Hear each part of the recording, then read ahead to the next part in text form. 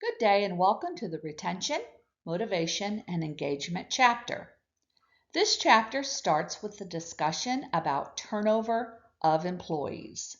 Our text gives us a very simple definition.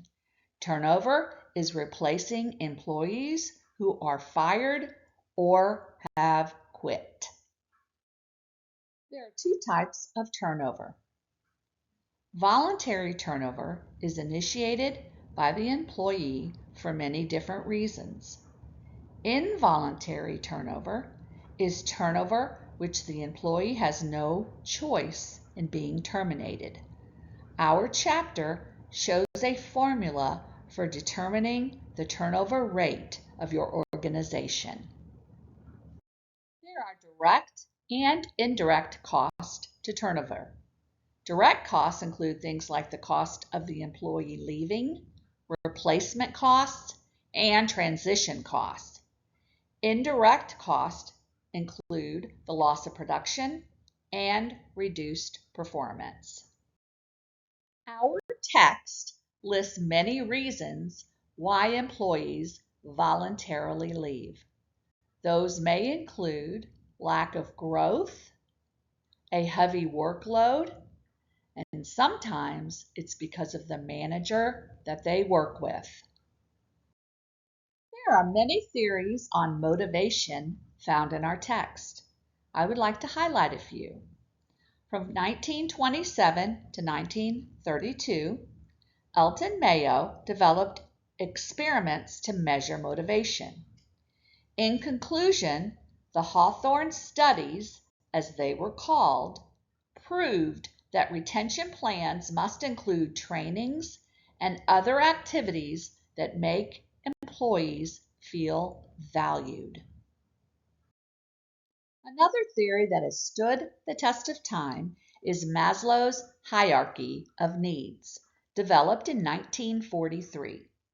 Maslow concluded that there is a hierarchy of 5 needs, and as one level is satisfied, it will no longer motivate. Maslow, with his 5-tiered pyramid, explains what motivates human behavior in a very simplistic way. One more theory I would like to review is the Hertzberg two-factor theory. Basically, Frederick Hertzberg concluded that the things that satisfy employees are called motivators, whereas the dissatisfiers are called hygiene factors. One way to gather data from your employees is through surveys. A pulse survey is a short survey, maybe 5 to 10 questions, to gauge engagement and workplace satisfaction. An exit interview is another way to gather data, such as what the employee liked about the organization and what things should be improved. Stay interviews are a new type of survey. Instead of interviewing employees leaving, you sit down and ask your employees why they stay with the organization. Stay interviews are gaining much popularity as it makes the employees feel heard and it gives managers an opportunity to build trust.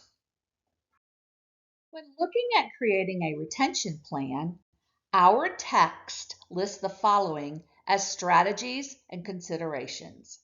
Those include salaries and benefits, training and development, and performance appraisals.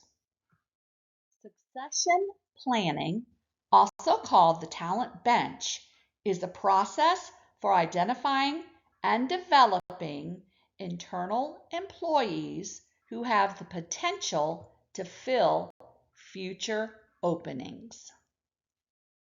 Please spend some time reading over the conflict management and fairness section in our text. Job enrichment, job enlargement, employee empowerment, and workflow design are also important terms to review in this chapter.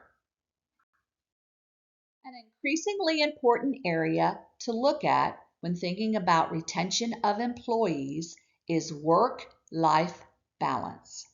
Simply put, that is the ability to manage both professional and personal responsibilities.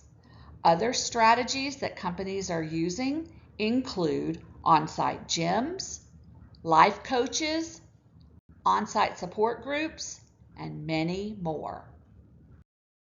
Thank you for joining me for this review of the retention, motivation, and engagement chapter.